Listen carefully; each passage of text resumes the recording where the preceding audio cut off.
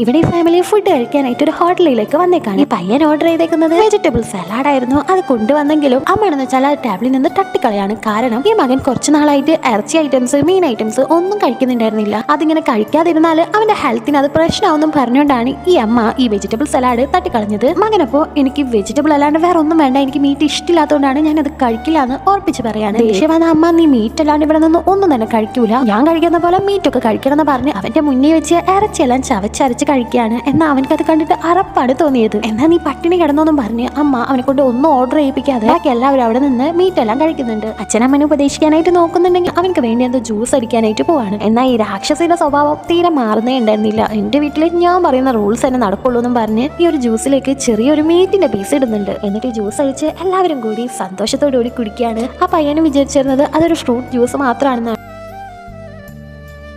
ഇതിന്റെ ഫുൾ പാട്ട് കാണാനായിട്ട് താഴെയുള്ള പ്ലേ ബട്ടൺ